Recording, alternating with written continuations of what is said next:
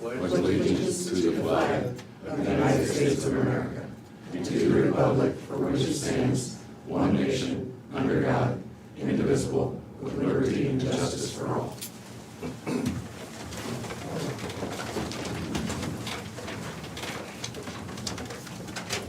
Welcome to the Moines County Supervisors meeting, September the 27th, 2022. Are there any changes to the agenda? I am Meet with department heads and elected officials. Sarah Doty, payroll clerk, auditor's office. Good morning. Election update. We're waiting for ballots to be delivered still. And so far we have received 953 absentee ballots request. Other than that, just busy as usual. Okay. I can't talk, that's why she's speaking for me. Speaking for, I said, I can't talk, that's why she's speaking for me. We understand that, but your Did you husband. yell at Kevin all weekend long? No, I'm sure, he likes it when I can't talk. good for Kevin. good for Kevin. Hey, Or- Mr. Carter. She still hears. Moving on, how's the IT department, Brandon?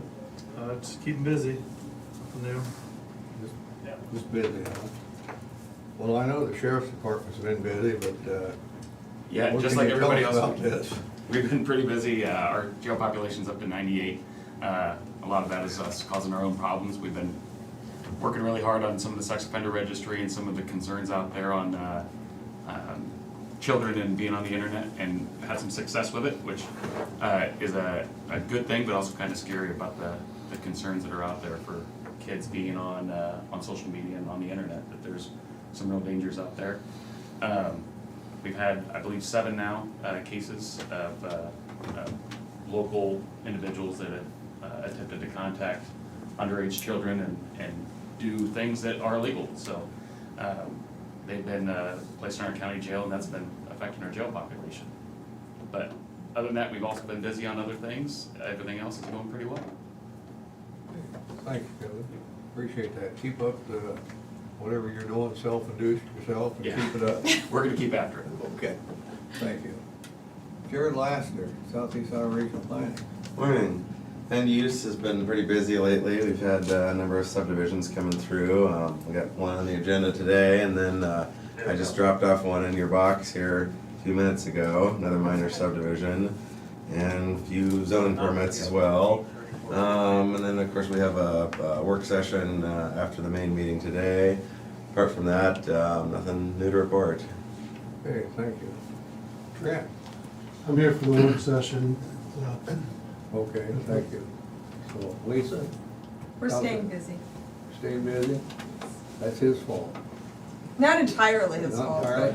but Okay. a substantial portion of it, yes. That's a good thing, though. How are you gentlemen with you're here for the work session, I understand, right? Okay. And, We're here for the domestic violence proclamation. okay, good. Mr. Carter, Good morning. secondary roads. Project's moving along, 115th is coming along good. Hope to maybe button that up this week and get some seeding done next week. I would think maybe same time frame for this week or next week, maybe see work starting up along Highway 99 up by the Dry Branch Bridge on the grading side of it. We'll see how that works out. And other than that, plenty of stuff going on. A lot of work behind the scenes, getting projects ready to go out for bid this winter and stuff like that. So that's it for us. Thanks, Brian. Gina, how's the emergency management? Oh, actually, we're keeping really busy. We're working with all the schools in the county. The governor provided, if you will, a grant to all the school buildings in the county, that if they do a school safety assessment, they get $50,000 per school to do security upgrades and et cetera. So we're coordinating with all the schools, scheduling those assessments. Some schools are having local law enforcement do the assessments. Some are having the state's contractor do those. So we're in the process of coordinating all of that. We also have a CERT, a Community Emergency Response Team Academy, coming up in November, the first 2 Saturdays in November. And I do have flyers on that, if anyone is interested in those. I'll be sending the media news release out on that, so hopefully today or tomorrow I'll get it out to you, on the academy. And then the last thing I had is on November, hold on, let me double check my date here. Excuse me, Thursday, October 20th at 1 o'clock. We are holding a recovery support function with the focus on economic recovery at 1 o'clock. It's gonna be held at Stars Cave. I did send that out to, I think it was you, Tom, as commission chair. So I really highly encourage at least one member of the Board of Supervisors to be there. Basically, the scenario is gonna be a derecho, like went through Cedar Rapids, is gonna impact Des Moines County. And we're really gonna focus on the economic recovery from that type of situation in Des Moines County. Cause we as local emergency management are charged with writing this recovery support function. And how do we recover from that and get back on our feet? So hopefully we can do better than Cedar Rapids and some of Clinton and some of the other cities that were impacted by the derecho. So this exercise is the start of that. Iowa Homeland Security Emergency Management will be coordinating and assisting us with that exercise and facilitating that. I am asking for an RSVP, so if anyone is interested in attending, even other county officials, please let me know so we can make sure we have enough room for everyone. Okay, thanks, Gina. Yep. Janelle, how's the treasurer's office? We're busy as well. A lot of traffic coming in the office with property tax payments and the mail. We're processing that. So last reminder, Friday, September 30th is the last day to pay to prevent penalty, because Saturday, October 1st, that 1.5% interest kicks in. So you can pay online up till 11:59 Friday evening, or in the office, or the drop box till 4:30. Thank you. Angie, Safety Department? Good morning. We're doing good, keeping busy, but we're doing well, so not a whole lot to report. That's good. Means everybody's being safe. Yep. Rodney, Luther, the maintenance? Good morning. Got a lot of different things going on. Starting to plan and gear up for the cooler weather, so keeping busy. Other than that, nothing new to report. Okay, thank you. Thank you. Ken Heinlein, Steel Region. Good morning. We're just keeping busy too. We're working on getting core services up and going, or at least putting out RFPs for them, and nothing else to report at this time. Okay, Christopher Miller, Public Health. Good morning. We're also keeping busy, nothing new to report. Any new things on COVID come out lately? We've had the bivalent, we've been doing that for about 3 weeks. We continue to have walk-in clinics on Thursdays, 8:30 to 4. The only requirement is for the bivalent that you completed the primary series, dose 1 and 2, and then it's been 2 months since the second part of that series. Okay, thanks, Kristen. You're welcome. Did I miss anybody? That we shall move on.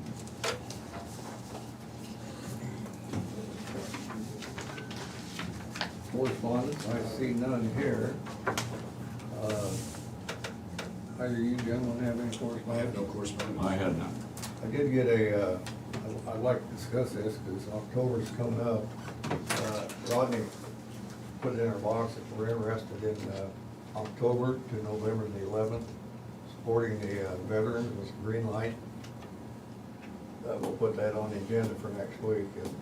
That's fine. I saw somebody put it on my desk. I hadn't had a chance to look at it. So we're on, looks like we might be in agreement with that. Okay. Thank you. Okay. Moving on, discussion vote, we have the approval of the Moines County Employee Handbook. This has been a time in the making. It's gone over real thorough with our attorneys. So, what's your wishes on this, gentlemen? Motion to approve, bud. We've gone through this Several- several months and great deal of pain, but, so I think we're set, so I make a motion to approve that. I hope we're set, I'll second that. Sarah? Tom Broker, Yes. Shane McCampbell, Yep. Jim Carrey. Yes. So I would like to add with that, I will be making a copy for every employee in the county, and on the back side, the very last page, is a paper for the employee to sign that they have read and received it and acknowledge it. So I will need that back. So I will be getting those prepared for everyone. Is there a way to do that electronically? Because I can already tell you, my staff will say, can I just have an electronic copy? I can do that. Yep. So I just need the back paper back because it'll go in everyone's file, so if they can just print that and sign it and give it to me, that'd be great. Yeah, we just refer to electronically. Yep, that'll work.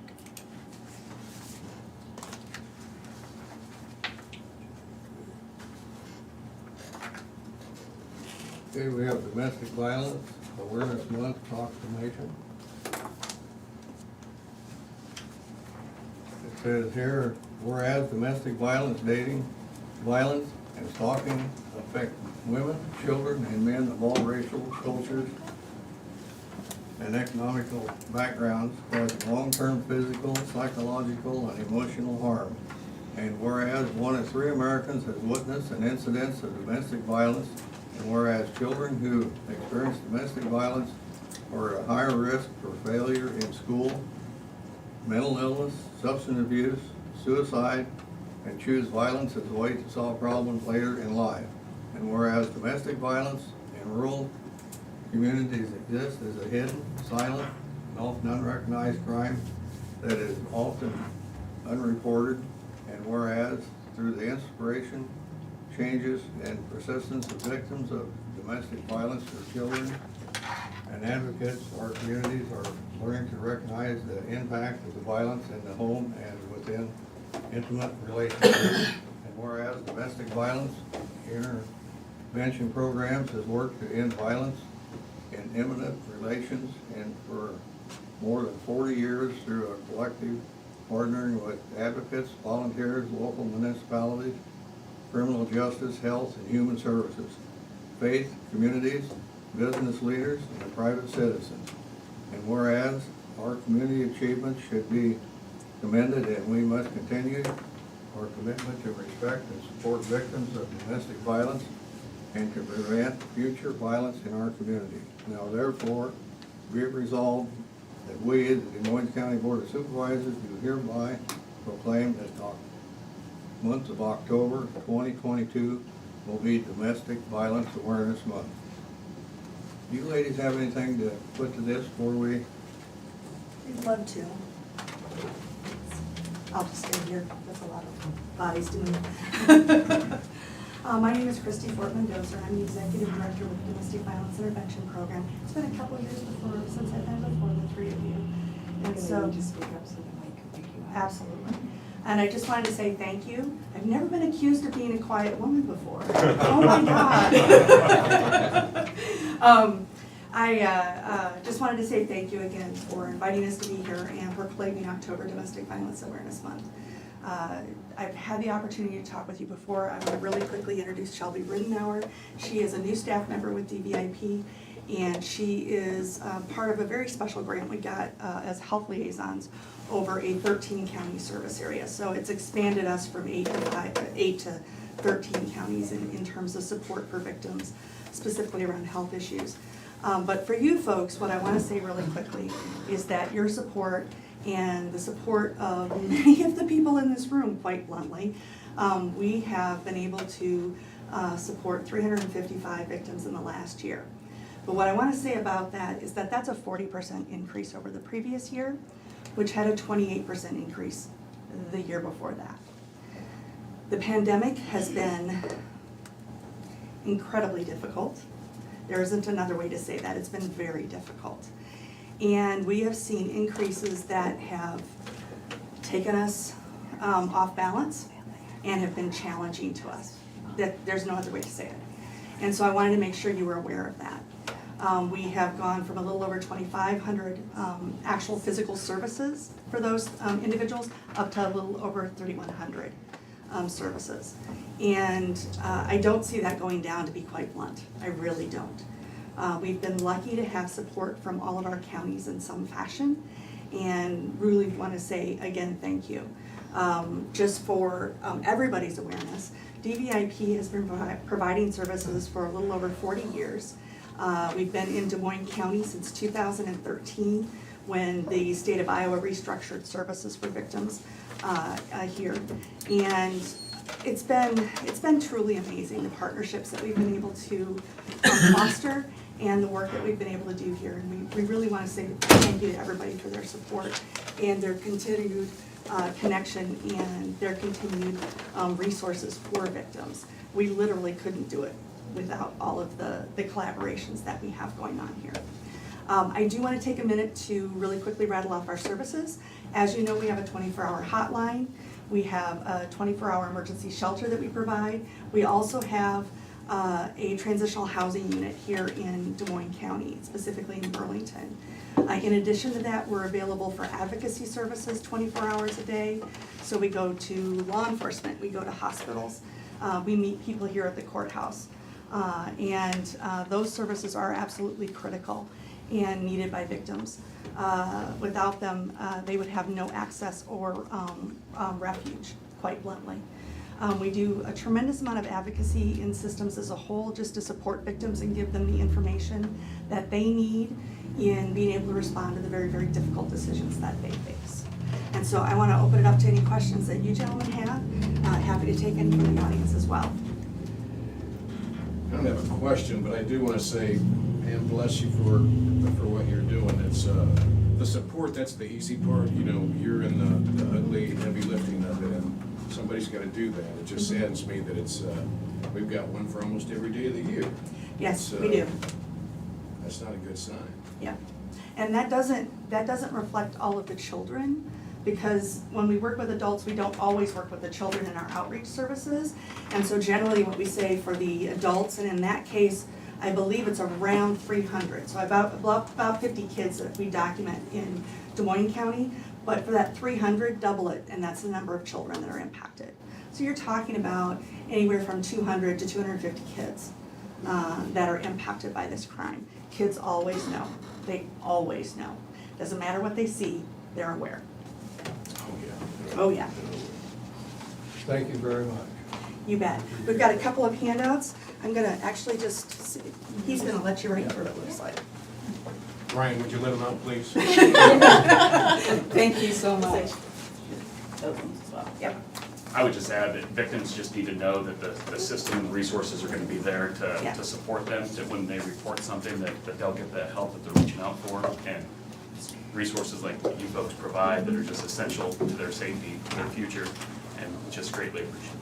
Well, I think the thing that to me is so important to say is that there were so many departments here, as you guys were talking about. I kept saying in my head, I'm like, oh yeah, public safety. We've been working with them about the pandemic for the last 2 years. The schools, I mean, all along the way. Domestic violence impacts every aspect of your life, as you well know.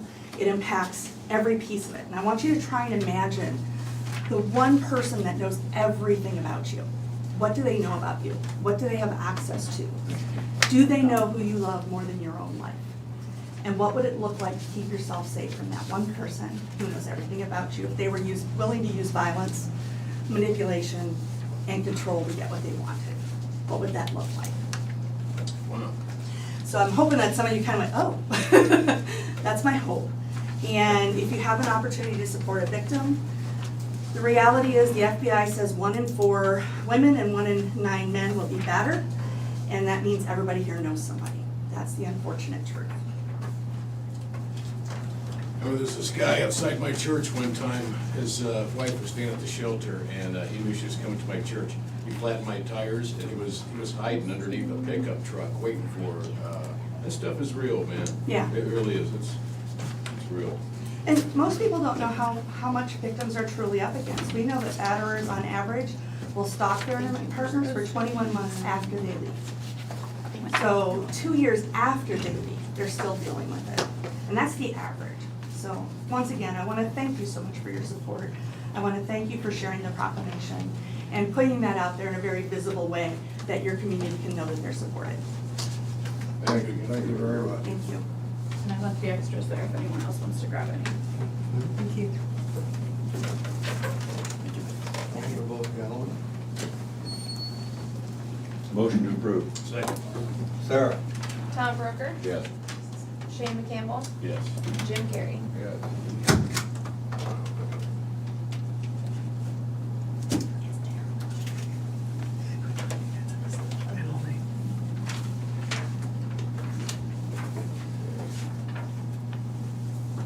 Okay, we have set the date for the rural county fall cleanup.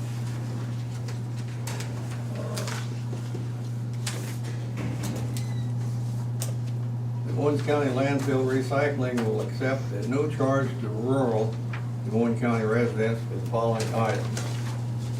Kind of example for metal items would be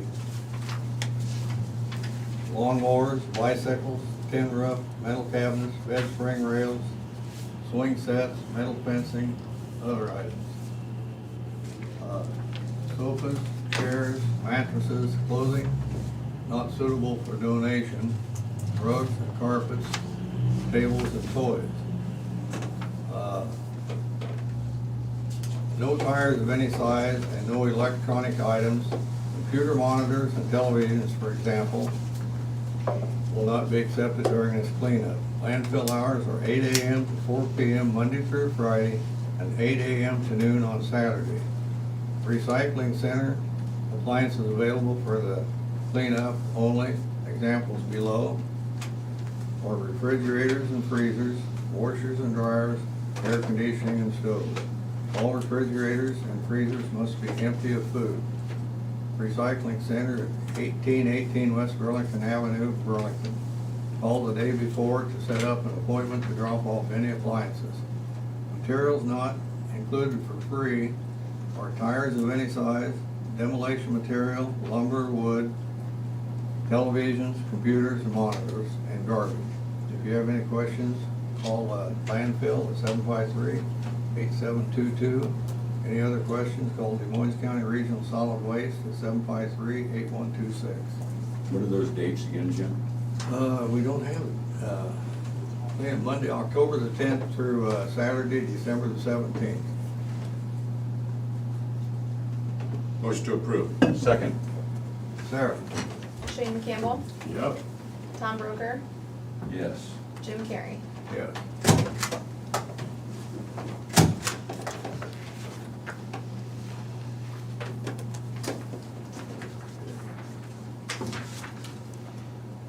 Now, the West Burlington School District request for abatement for 314 West Van Weiss Boulevard. Board of Supervisors, I am writing to request abatement from any and all current and future property taxes on property located at 314 West Van Weiss Boulevard in West Burlington, Iowa. The school district purchased this property on July 26, 2021. As per the enclosed closing statement, documents number 94-009570 will be used at its future site as a district administration building. Sincerely, Lisa Beam, Superintendent of Schools, West Burlington, Iowa. Motion to approve. Second. Sarah? Shane McCampbell, Yes. Tom Broker, Yes. Jim Carrey. Yes.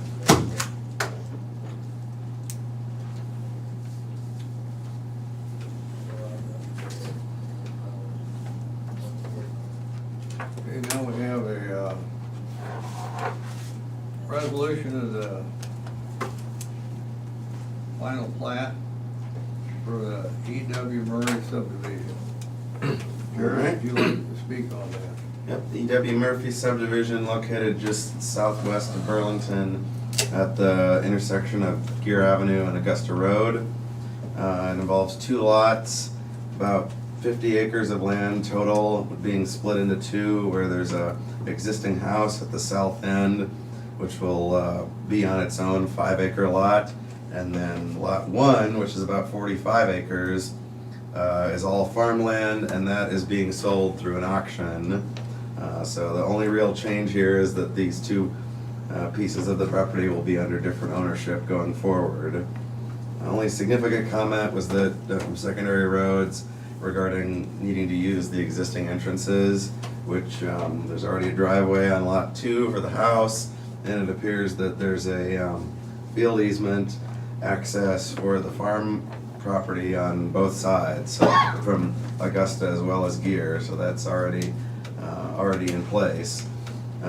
This is within the 2-mile review area of Burlington, so the city did formally approve the plat at their council meeting last week. So with that in mind, we recommend approval of E.W. Murphy subdivision. Motion to approve. Second. Sarah? Tom Broker? Yes.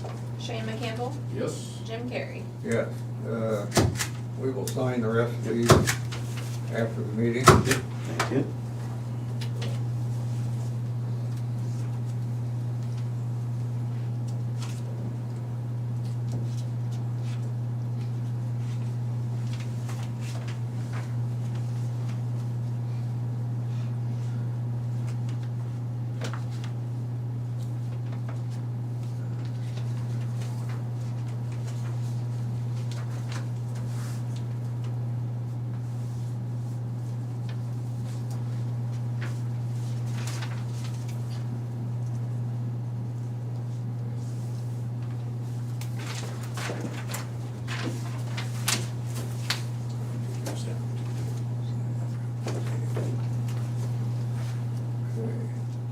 We have personnel actions. We have one for local health. Derek Pfeiffer, resignation. Effective date 20th. immediately, right? 9/20. 9/23/22. Motion to approve. Second. Sarah? Tom Broker? Yes. Shane McCampbell? Yeah. Jim Carrey? Yeah.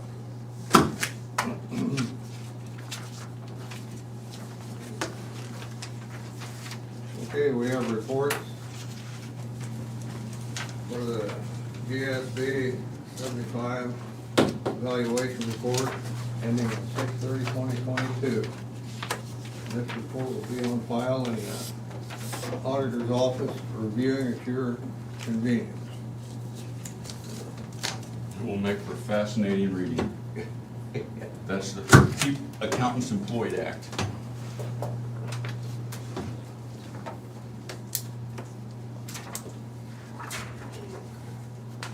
Minutes of the regular meeting on September the 20th, 2022. Motion to approve. Second. Sarah? Shane McCampbell? Yes, please. Tom Broker? Yes. Jim Carrey? Yeah.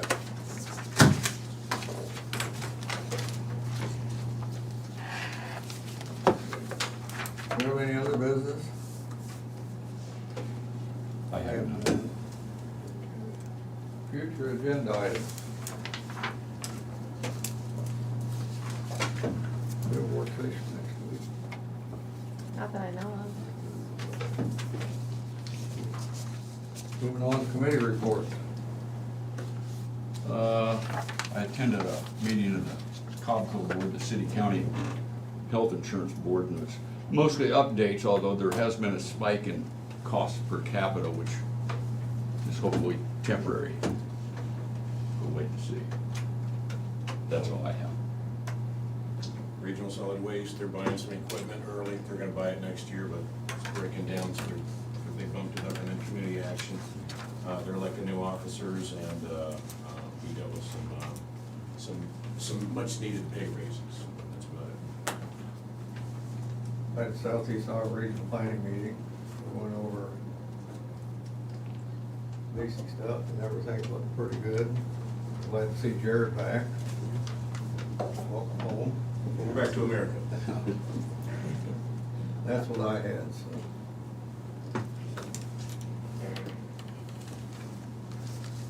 Public input. Anybody from the public have anything to say? We'll give you 2 minutes. You can call 753-8203, extension 4, or email board@dmcounty.com. We'll give you 2 minutes for that. Call in. Meanwhile, anybody in here have anything to, they want to speak about? We had talked about doing another follow-up work session to the nuisance ordinance. I think we kind of mentioned October 4th. I'm not sure if we set a date for that. I'll have to look. We did mention We 2 did weeks mention last that week, last but week. I don't think it was set in stone, so. So do you want it next week then? That would be fine. I've got a question for me. You what? No, I put a question mark on there. I thought for some reason we were rolling with that. I'm grooving with it. Didn't we talk about that, and then you talked about maybe the vaping at the same time? Well, we had talked about, I'm sorry. I would like to do them, I mean, let's do that, the nuisance one first. That way we get one of them done and before we start on the next, we're already I agree with you, Trent. on that, we got the solar and the wind. Okay, I'll put you down.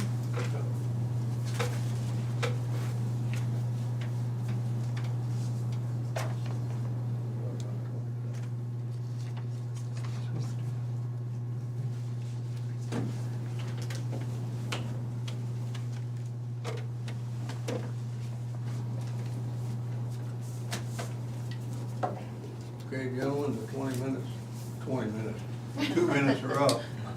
With an eye, we're out of here. Aye. We have a work session coming up with Southeast Fire Regional Planning on solar and wind ordinance. We're gonna start that in about 5 minutes. Yeah, there is one other item that Zach's gonna go over first related to the airport ordinance, a slight update there, so it's a little bit more than that, but we have a presentation that's gonna cover all that.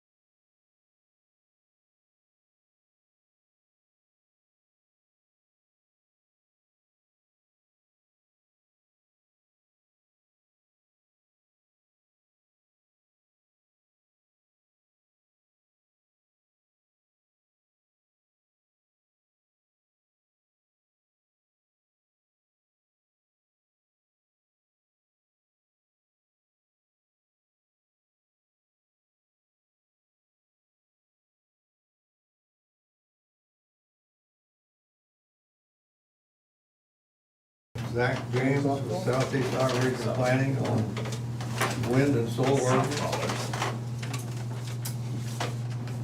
Yeah, good morning. We've got a presentation here to go through, and actually, we're gonna touch on some airport approach stuff too. I mentioned last week.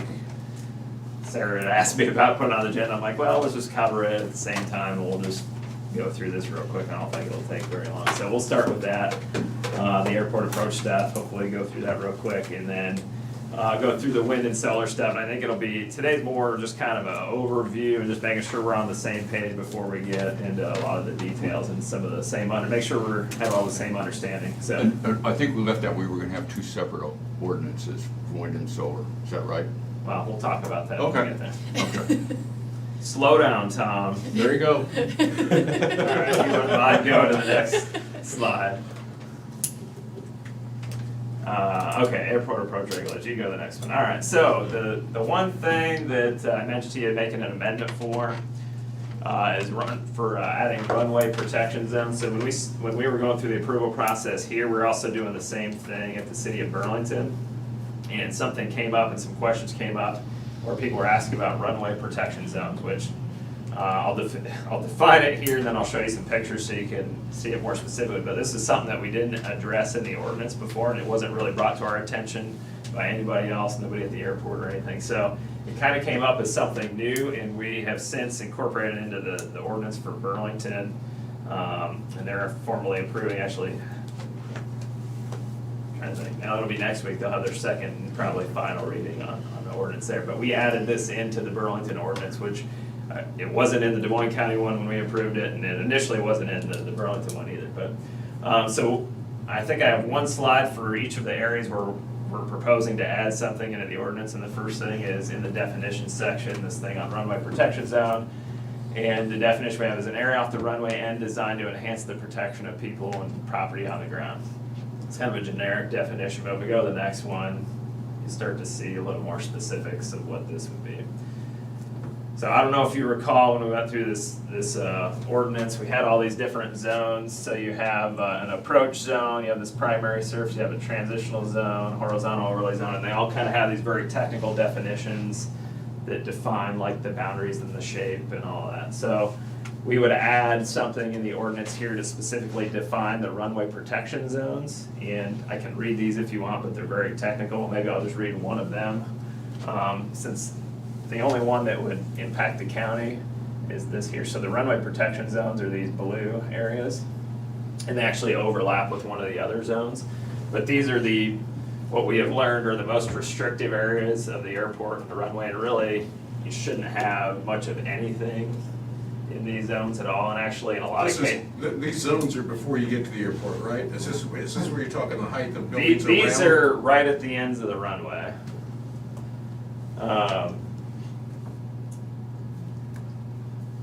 And I don't remember, I was just gonna say something else, but I can't remember what I was gonna say, but. Sorry about that. No, that's okay.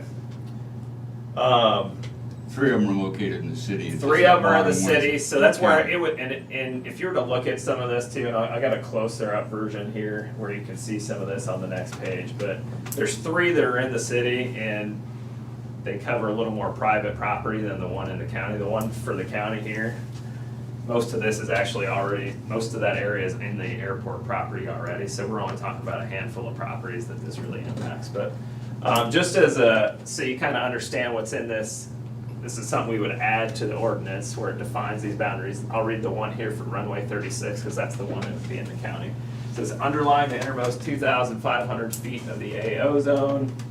At the southern end of the runway, the width of the RPZ is 1,000 feet at the inner edge and expands uniformly to a width of 1,750 feet. So it's 1,000 feet at this end, it's 1,750 feet, and that distance is 2,500 feet. So it just kind of defines what that boundary is and what it looks like.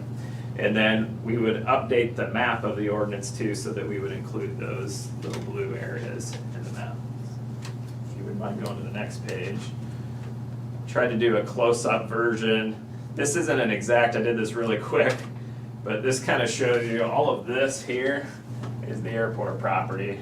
This is the approximate boundary of what that approach zone would be, and so you really have 1, 2, 3, 4, 5, 6, 7, about 8 properties that this really impacts.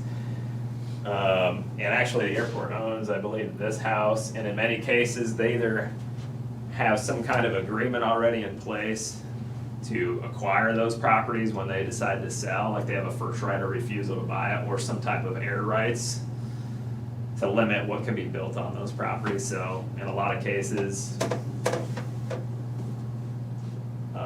I don't know that there's something that somebody's gonna do in one of these spaces that's really gonna impact the airport, but I think it's just beneficial to have it in the ordinance to make sure that we're covering all of the potential development issues within that zone.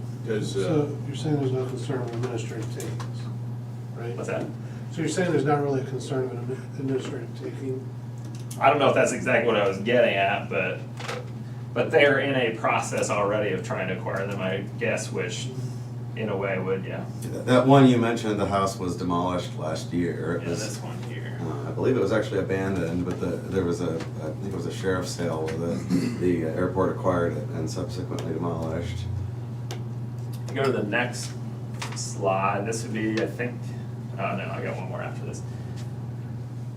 So we would add a section that talks about use limitations within that zone, so what somebody could use. So it's all based on this guidance from FAA from 2012. This is the most recent guidance that they put out, but this is guidance that we were provided from the airport's, consultant engineer company is what the most recent guidance is on what types of uses should be allowed in these RPZs.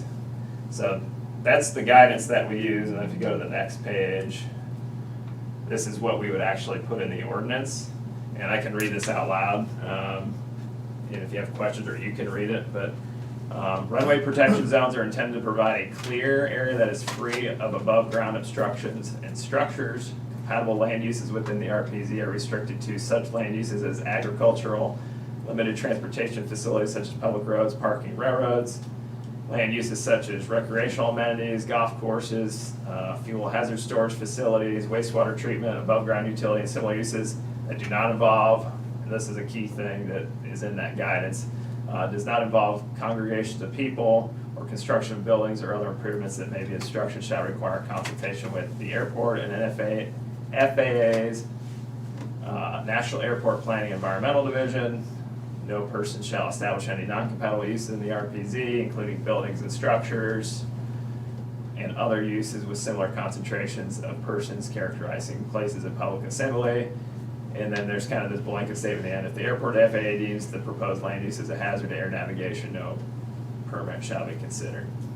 So really what we're saying is in that little zone, we're gonna limit you to an ag use, a limited transportation, or possibly one of these other recreational type amenities, water treatment, but that's really kind of where you're at unless the airport says something else. But, and that for us in the county really only applies to those eight or so properties, and really the FAA is pushing for the airport to basically acquire those in some manner anyway, and they've already started doing some of that. And that goes for all of those zones, not just the one in the county. But so this is what we would propose to add. If you add that, shouldn't that have the length and the width of that in that proposal? What's that? You're talking 1,700 foot wide and Yeah, if you wouldn't mind going back a couple. does that have that, will I have that in that ordinance, that new line? One more. Yeah, it would have this right here, which has the Okay. defined boundary, and then we would have this map that's updated that shows what they are. Oh, sorry. Yep. Are the landowners impacted by this, aware of it? They are gonna be, if some of them I move. mean, we're gonna have to send them a public notice, but I would guess, I don't know this for sure, I would guess most of them already know, because I'm pretty sure the airport's already reached out to them to inquire about And purchasing property or air rights.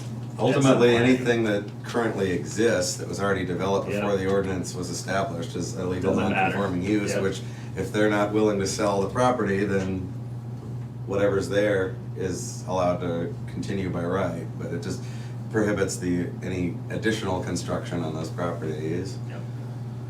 Again, I just want to clarify, did this originate, was this have something to do with federal dollars that we were trying to get at one point in time and going along with this process or something like that? Was that? This was so that if something were to be built in here that was too tall, or I could potentially make a runway have to be shortened or closed, or potentially the airport lose out on funding from FAA. So did they move Beverly's place or whatever? Did they switch that to another? I 'cause know don't that was- know enough about it, because I wasn't involved with that, but from my understanding, they decided they were looking at building it on a different parcel somewhere else. I believe that was a transitional zone, which the impact would have been the height of the building. That would have been in the RPZ. Yeah. Will each of those landowners get a notice that this ordinance, that there's gonna be a public hearing, that this ordinance is under? I'm trying to think, I don't know if now that because I was mentioning that to Brian too, I don't know if technically when we do the public hearing here that we would normally do that, but we could. Since it We affects, could. it affects those particular owners, Yeah. I would be And I much think more we'd be, comfortable. and we'd be willing to do that. Notify And I'll them double check individually. with the airport too, just to see which, if not all of them, they've already talked to, because I know, I talked to their engineer, they sent us a map of all of the RPZs where they have air rights that they bought from somebody, or where they've outright bought a property, and so they have everything mapped out, who the owners are and what contact they've had, and so, but I'll double check with them too, just to see if these specific ones. That's they've an actually aging, talked that's to. an aging area too, so, yeah, they probably would be good to get that information out, because some kids are gonna be taking over here pretty soon. They need to know what's up with that property.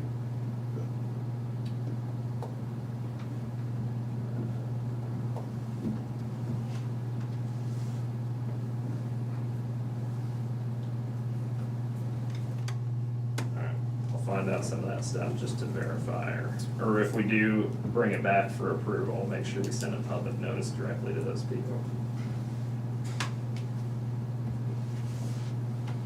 Any other questions? Nope, I'm ready to move on to Alright, the solar and wind. okay, keep going. Alright, wind and solar. So what we wanted to do today is just kind of an overview, just kind of why we're going through this process, some of the things that we've already kind of evaluated or looked at, and then just some of the things that I think we've heard that we need to incorporate, and just make sure we're on the same page as we start to put this together, and then kind of a timeline for approval. So the background here, so we don't currently have any ordinance for large wind or solar energy farms that are in place.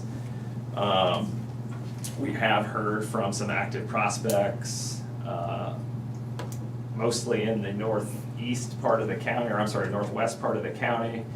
We have heard from a few others in other places. There was one we heard of south of Burlington, one just kind of outside of West Burlington. Heard less about those, but mostly in that northwestern part of the county.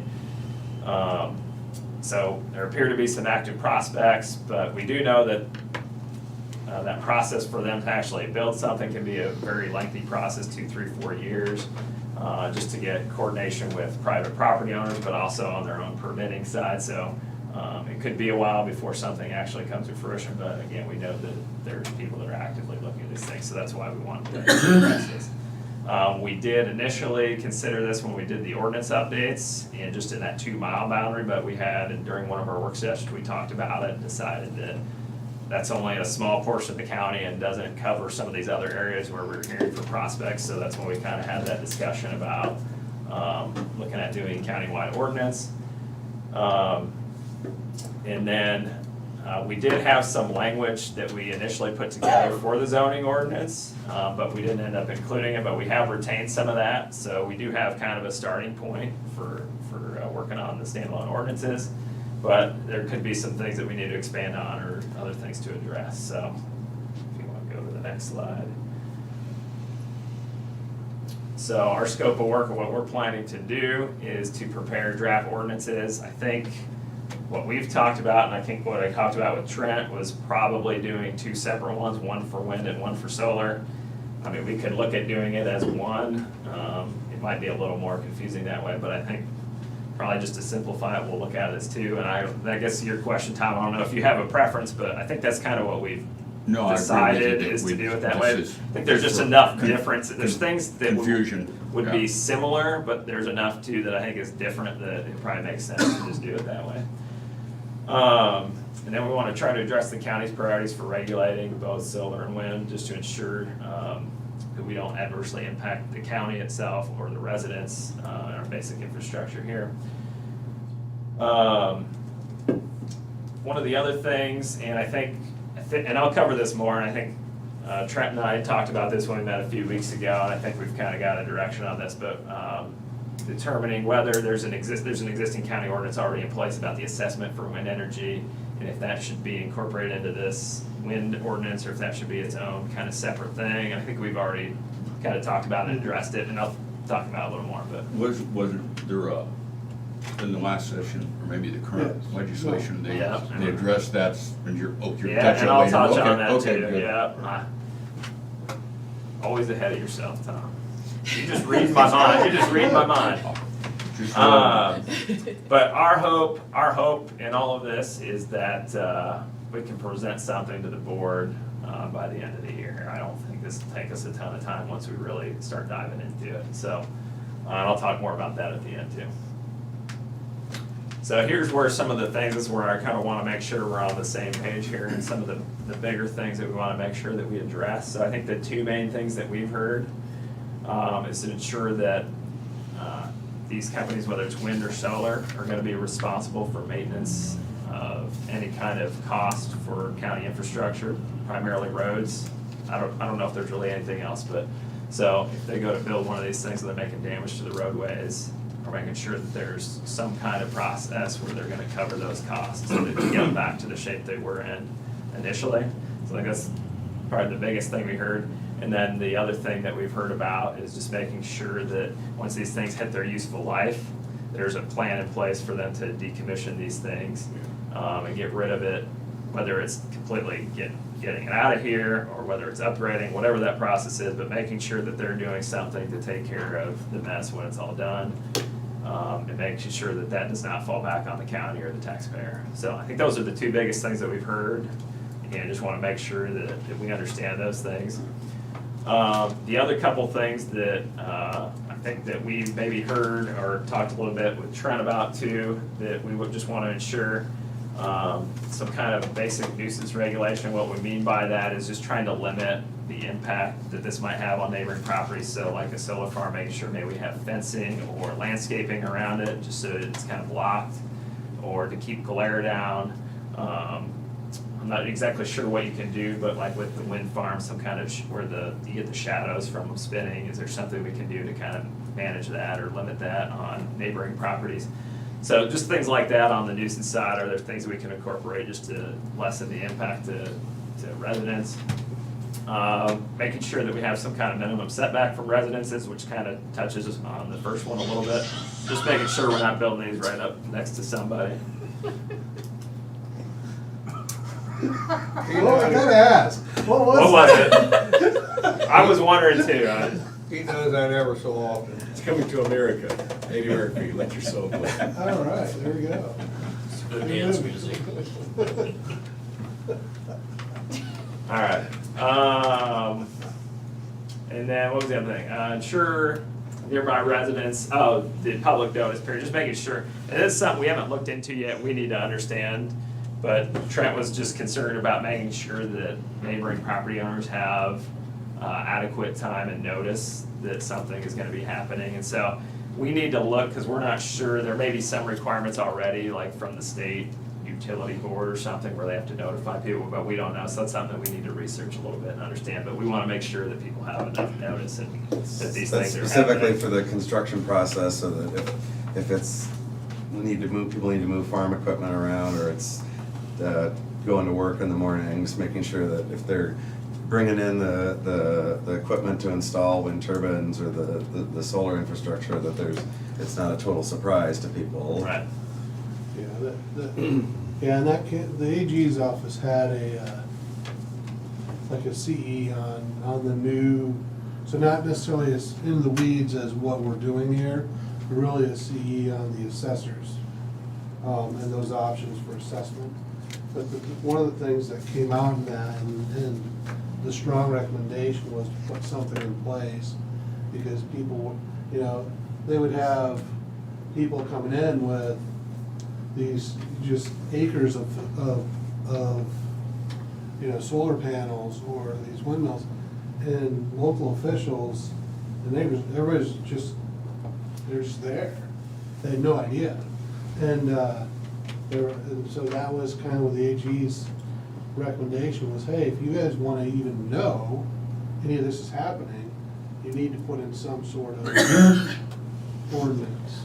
Otherwise, it's just gonna, some sort of legislation, otherwise, they can just pop it up, and it's there, and, you know, and, yeah, it's there, right? So, that was kind of the big thing for it, and you're right, you know, do the neighbors have warning, do they, you know, if it is gonna do damage to the road, you know, or not. They got a detour to get somewhere or whatever. Sure, yeah, all of those things, so, yeah. Are there any other things that you guys think of, or that, these are the things that either we've heard from you or that we've thought about ourselves to make sure we address? So I just wanna make sure if there's anything else that you're really concerned about. I can't think of anything that you haven't touched on. I guess what I would like is this is kind of a framework to look at this. Can we get printouts or maybe you've emailed? I haven't yet, but I'll email it to you. So I like the framework of thinking about it, so. Yep. And that's where we just wanna start here with kind of the general ideas, and then we can get into the weeds of Understood. what actually, Yeah. you know, those things look like or mean as a regulation, but, okay.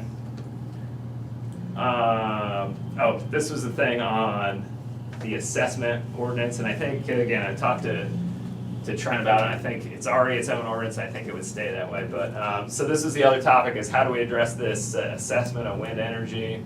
So you guys already adopted, well, I say you guys, I don't know if any of you were here in 2009, but the county already has an ordinance number 52, assessment of wind energy conversion property, and then last session, amendment SF 2366, change how wind energy property can be assessed at the local level. So we've already talked a little bit about it, and I think we determined that that probably just needs to be its own thing, and it stays where it is, and kind of work through the assessor's office if that anything needs to be addressed with that. But Are those things typically assessed on land, you know, so many acres, or is it on so much electricity they generate, or how do they tax those? Yeah, no, you're exactly right, both. And so what we have coming out of that is we have a choice. We can choose one, we can choose the other. Once we make that choice, then there's a period of time, so say if we chose per kilowatt hour, and then a year later, we're like, dang, we really wish we did decide to go with, you know. Per acre. Total lifetime, and just a flat number. Well, if you wanna change that, you can change it, but it's gonna take like 5 years for it to go into, there's a delay. So basically what that, in a really, really condensed short version, is it gives you an option. So they have a formula to figure out total life cost of that windmill, okay? So to include the cost of putting it into production, tearing it down, all of those are put into this formula, right? And then once you have that, if we go with kind of the flat graduated rate, first year 0% of that valuation, next year's 5%, another 5% all the way up to, so 6 years versus 0, so 25%, right? That's the math problem. And then it's like at 25% of that lifetime valuation cost is what that's then assessed at. And it's assessed at that, whether it's in operation or not. The other way would be to do it like you would other utilities. So if we had other power generation utilities and we already did that, it might make sense. We don't have any ProPower that I'm aware of. But that would be done via kilowatt hour. the upside of that is you may be able to make more, right? The downside of that is, or I shouldn't say make more, but collect more revenue. The downside of that is, like when I drive around in northern Iowa where I grew up, you drive going to northern Iowa, all those windows are gone. You get all the way up there along Highway 18, there's not a one of them that's ran for 5-10 years because they decided it cost more to maintain them than they generate per year in revenue. So they just, I don't know, shut them down however they shut them down, right? They just shut them down. So you can have one go up 5 years later, like, okay, we're not getting paid enough, and they're done. So that's the downside of the kilowatt hour. Well, one of them. The other one is administratively, it's just a lot more work, where if, when the time comes, we decide to go with just that step rate, then it's fixed, it's known, easy for everybody, it is what it is, it doesn't change once it gets to that 25% rate, and that's what they pay, and You can budget that. you can budget that, exactly, yeah. Yeah, so, but those are, it's a very simplified version of it, but those are the two different, and I would recommend, and I think you're kind of agreeing, to go with that step version, but there is the option to do the kilowatt hour one, and if they put a windmill up and it's in operation for 30 years or more than 25 years, in theory, or if it makes more than they originally projected, it's gonna generate more revenue. But, Can I ask a question? Sure. Just because I'm kind of listening to what you're talking about, do they also take into consideration, because Des Moines County's not huge, and one of the things that you hear a lot of complaints and drawbacks on wind energy, I don't know so much about the solar, is those blades don't last all that long. So then we have to find places to bury it and landfill it. They don't last 30 years of a windmill, the blades have to be replaced.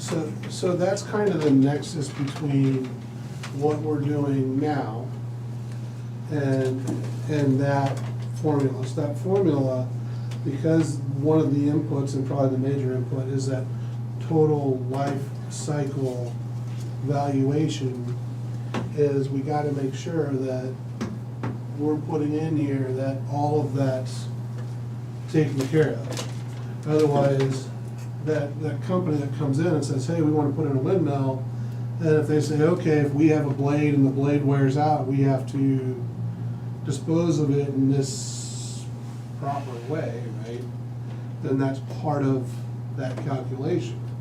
If they're like, okay, we're done with the blade, we just take it and store it over here at, grandma's back shed or whatever, I don't, you see what I'm saying?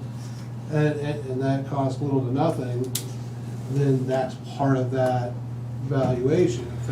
So that's a good question, both long-term, when you talk about the ecology of it, who deals with, because that's part of this, is Do we who want it deals out in the with the county to after be buried, effect. or? Right, who deals with the after effect, and so that is part of the concern with these is, long-term, and you gotta think, just south of us in Missouri, they had coal mines, in the 80s. They kind of decided to go away from dirty coal, but they used to have coal mines down there, right? And some of them, they said, okay, we're not gonna let you burn that kind of coal anymore, and so a lot of the companies just up and left. And then the federal government eventually came in with money to rehab those places.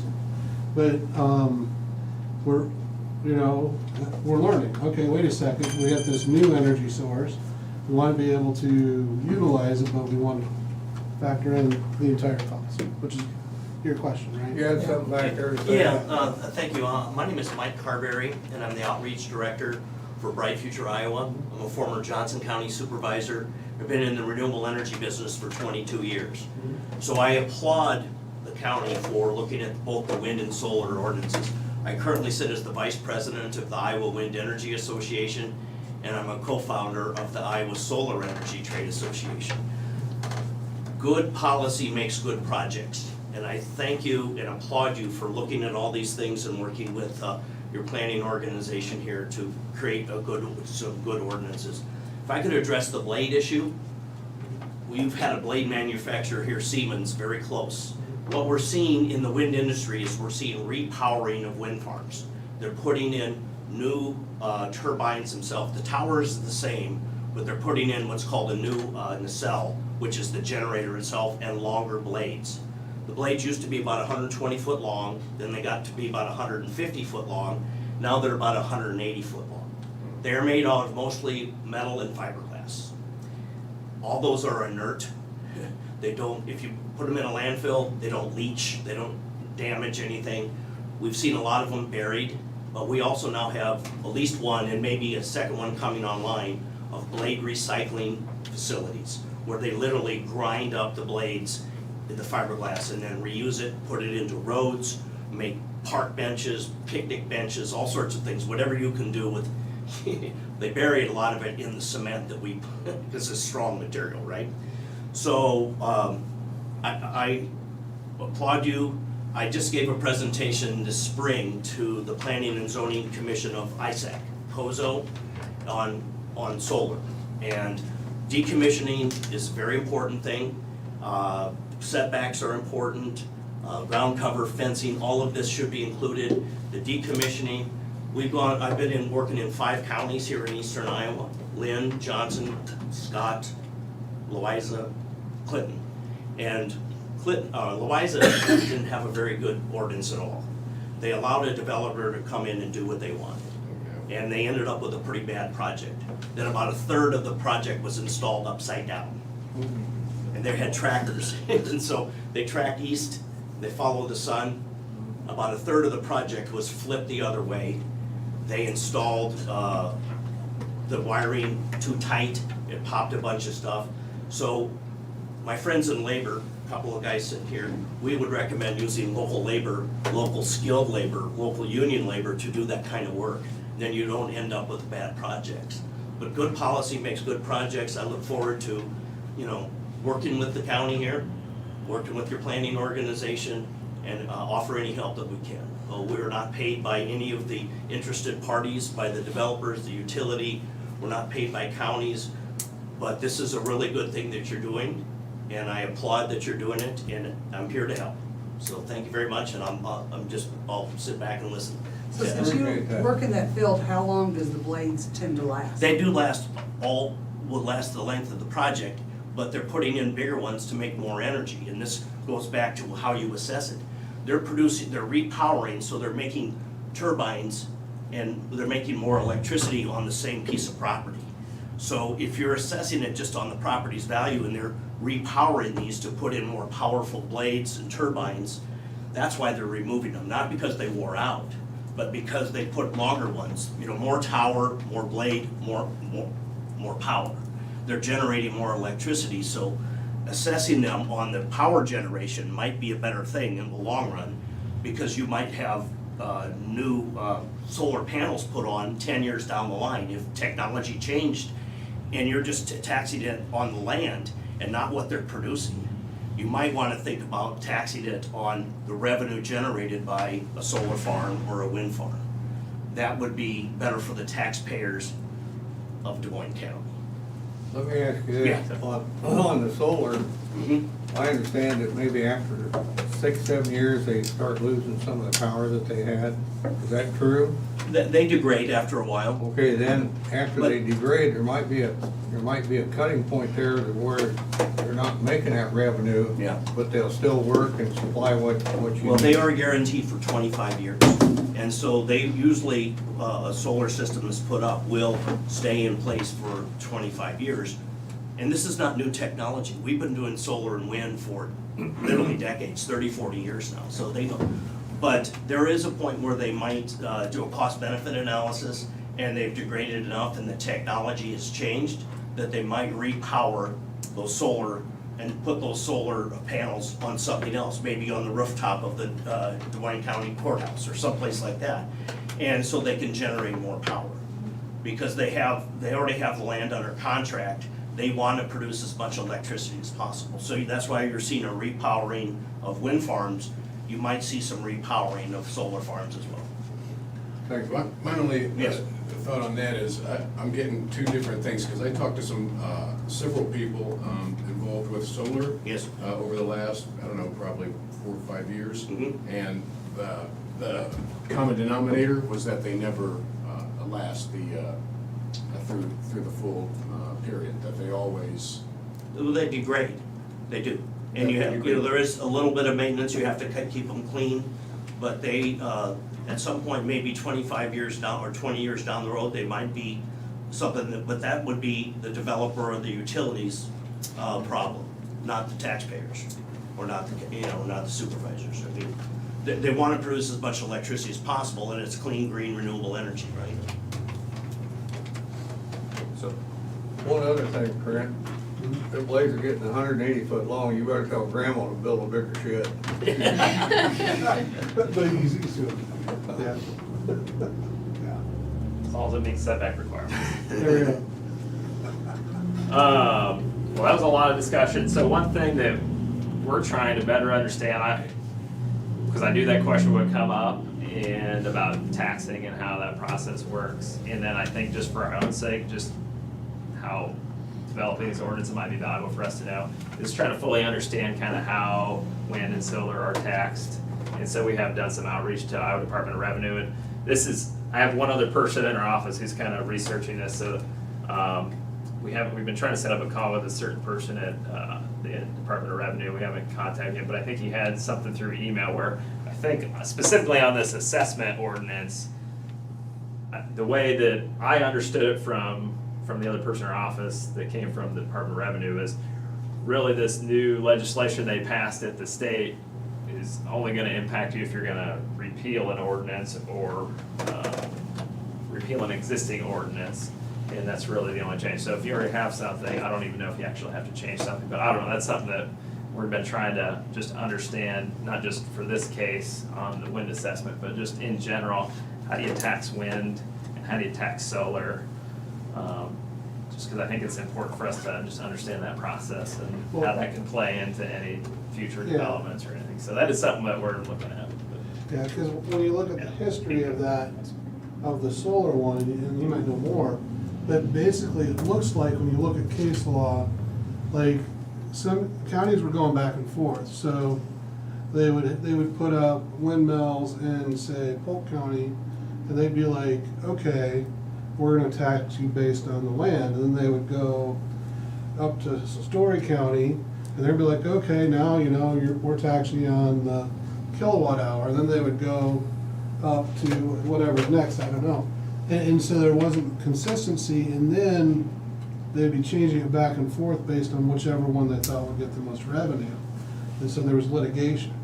So there is litigation over how are they gonna do it. And you're looking, and there's all these cases on, is it gonna be per kilowatt hour?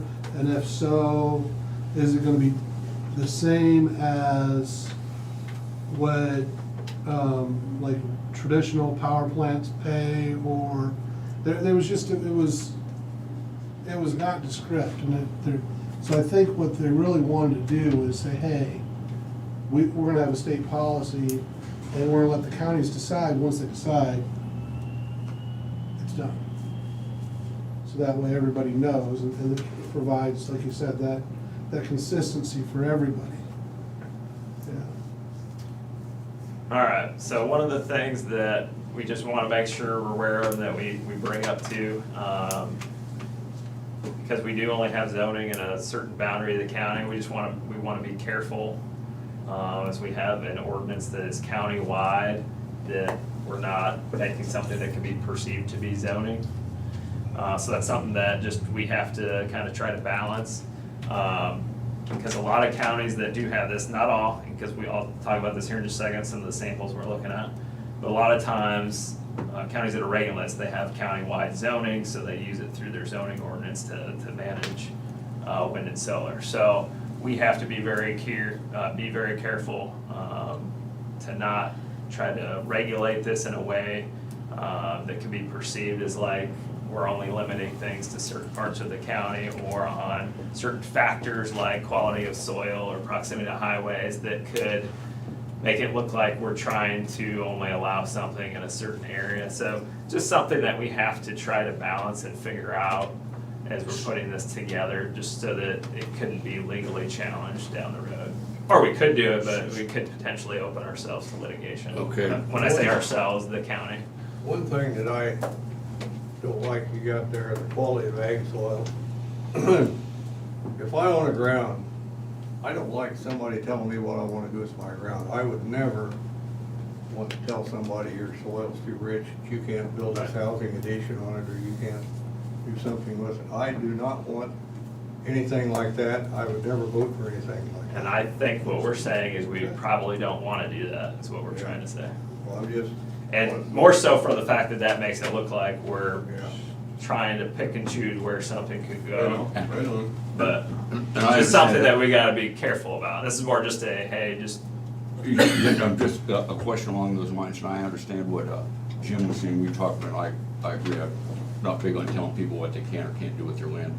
But you mentioned setbacks, but for individuals, say, for solar panels or a turbine or something like that, say it sets back X number of feet Yeah. or something like that, is that what you're talking about? 'Cause you yeah, I mean, mentioned- it kinda gets in a gray area too, because then it's kind of a similar thing. It's like you're maybe dictating where something can go, but, so there's gotta be some kind of balance between trying to limit like a specific, I don't even know how to classify it, like in a zoning, you know, we have residential and commercial, you know, with this, maybe we have zones that are wind or solar zones or whatever, we have to be careful of not doing that, but at the same time balancing that with things that protect like the property owner from a house or something, so I think stuff like that is okay to have setbacks just to balance it from like a protection from the property owner as opposed to like we say here, an economic factor or something, or, so, I don't know, it's just more of a, hey, this is something that we have to try and balance as we go through this and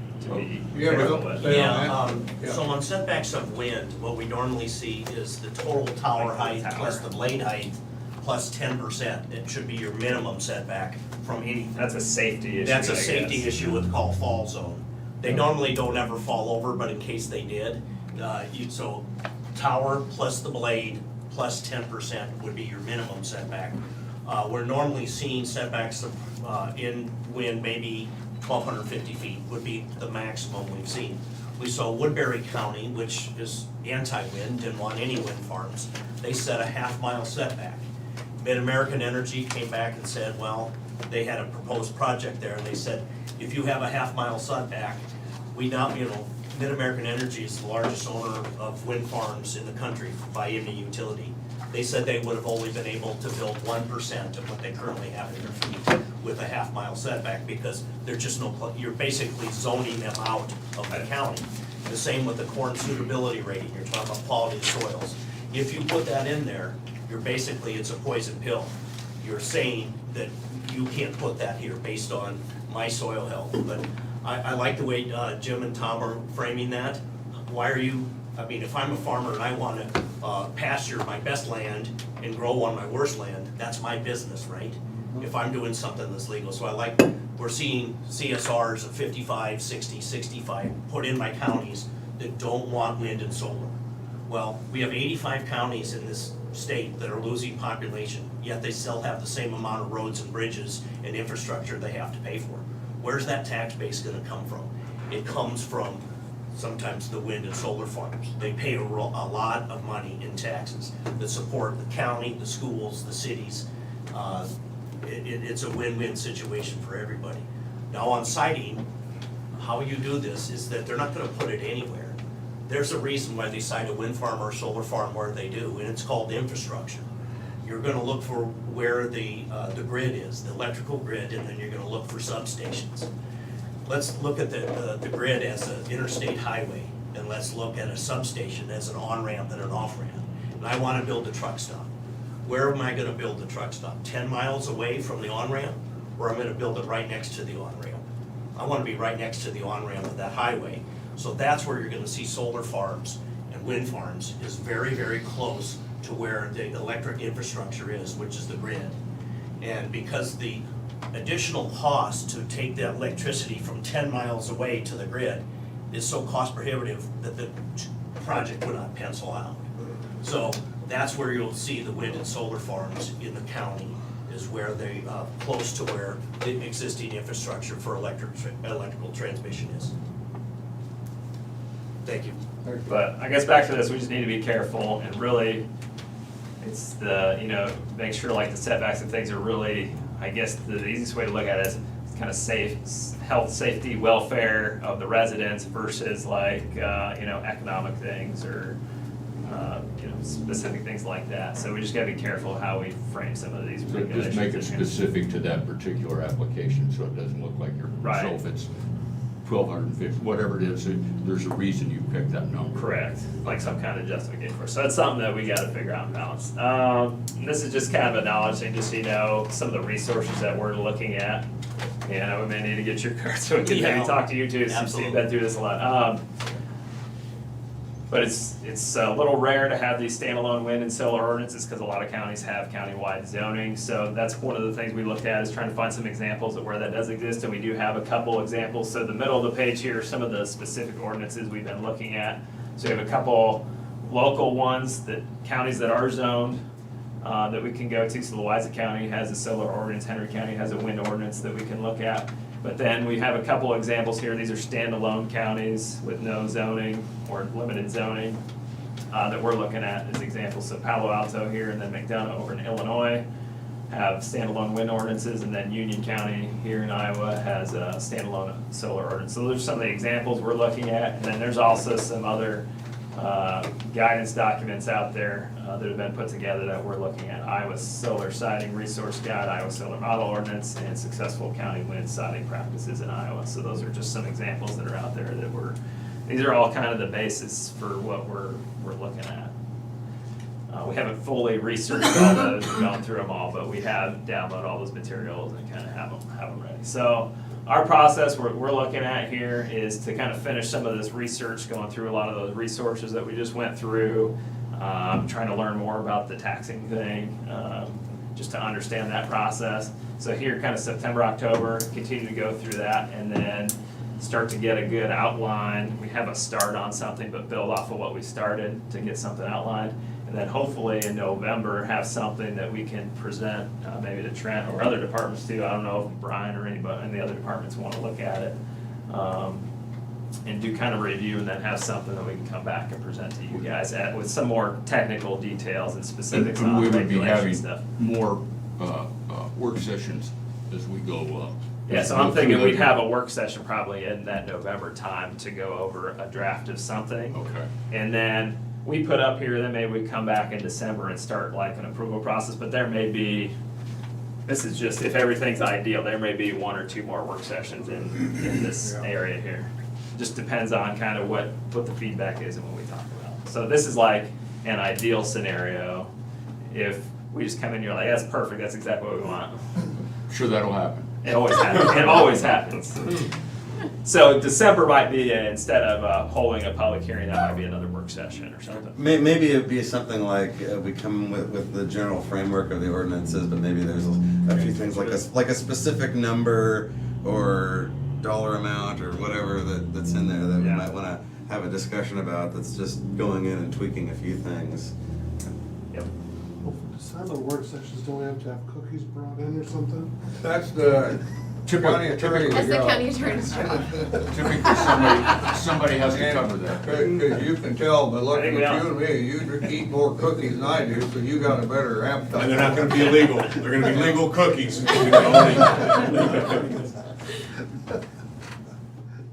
Alright, so that's where we are today. We just want to, again, get the overview, get the framework, make sure we're on the same page as we really start to dive into it here in the next month or so. I think that outliner addressed most And of we'll the email it to concerns you. that I meant to do it last night, actually, to send it to you. That's what, yeah, if we could have that. Yeah, you grabbing a card from that guy? Yes. I will give my card. Yeah, thanks for coming, that was helpful. I want a card from all three of these guys in front of them too. I don't know them. Yeah. I don't know those guys, but I know them in the middle. So who are you guys and what do you do? I'm the business manager for the Electricians Union here in Southeast Iowa. Okay, I'm the organizer for Electricians Local 13. okay. Ryan Drew with the operators here in Burlington, also president of Southeast Iowa Building Trades. Oh, you're my administrative assistant's neighbor. There you go. Yeah, that too. So I know more about you than I really might need to know. That'll be a separate meeting. Oh, you get all the dirt. Yeah. But I did want to say a couple things, for the building trades, what's important here is, we talk about when we lose the coal-fired power plant south of town, what loss of revenue that is in the community. But we also look at, what's gonna replace those jobs, those blue-collar jobs.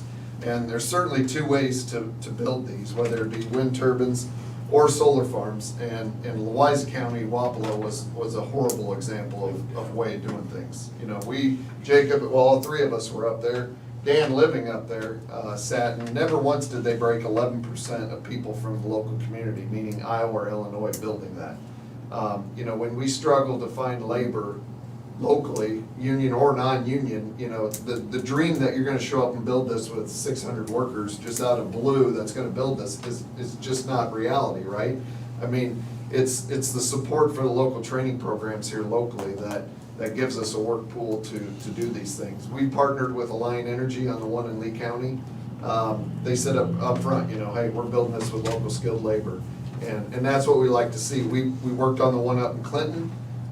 Complete Republican board, but they understood after us coming to the meetings that, this is a good thing for local communities when local workers are building this.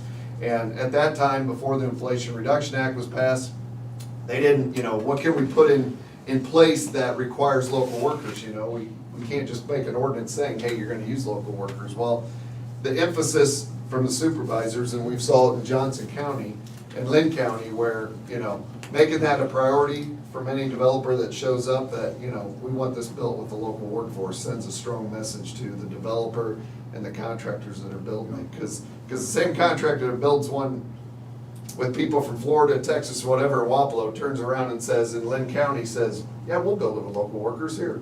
We'll sign the piece of paper and makes a commitment to it, because they understood it was important to the local community that local workers were used. So that's what we're here to make a pitch. We know it's early in the stages, but we wanted to make sure we're input. We appreciate that, we really do. Quick question, Ryan. When they built that solar farm or wherever you call it in Wise County, what kind of a workforce? I mean, how many people and how long did that take? Oh, I mean, it was about a year. I mean, just the bulk of it. I can tell you, like Lee County, the projections that they're talking to us for manpower is about a 1.5-year project for the one in Lee County. And, for our trade, it's about 35 operators. I think electricians, what'd you talk about, 40, 50? 65. So, I mean, total, maybe a couple hundred people on it, working over the duration, and then the maintenance going forward on it, so.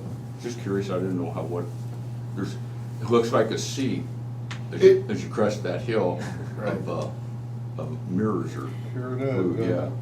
Quick question, are you saying there's something in their ordinance that pushes them to utilize local labor? I'm You're saying- just saying that it's important to make it aware to the company. Having it vocal from the supervisors, Okay, and gotcha. one question that we have, under the Inflation Reduction Act, essentially those solar farms are gonna be built with prevailing wage, which helps encourage hiring local workers, because you can't import cheap labor from somewhere else if they're paying what Joe Blow works every day of the week in Des Moines County paying, right? It just doesn't make sense. So that was part of the Inflation Reduction Act, and that's gonna help a lot of it.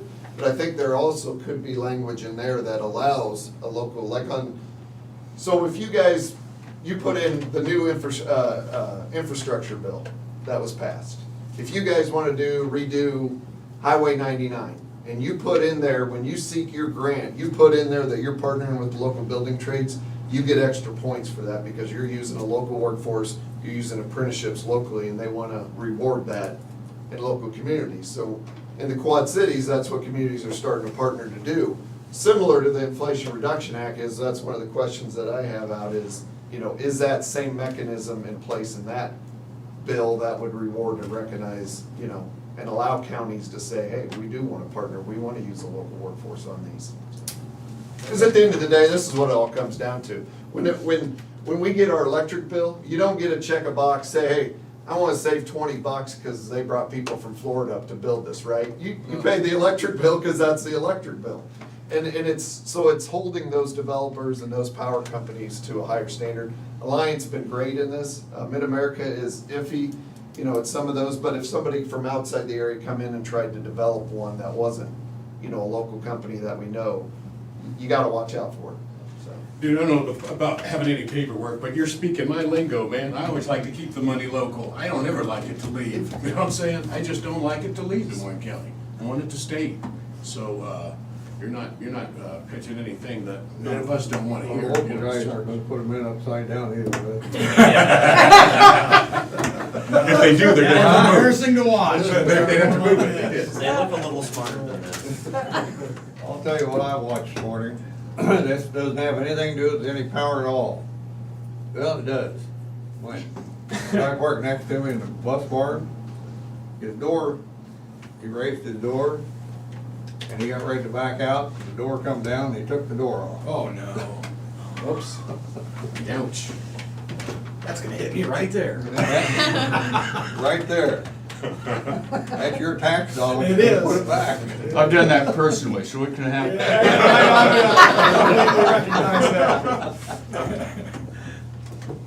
All right. Well, thank We you. don't have anything else, thank you. Thank you for coming too. Thanks, Zach. Yep. And we'll take one of your cards What I was so I can reach out to you maybe. What I was looking for, so that's great. We haven't gotten into the specifics yet. No, I know, I mean, We you've need got to get a framework. starting point, make sure we're Yeah, on the okay, right, the right. No, that's fine. It's a lot to keep in mind. Thank you.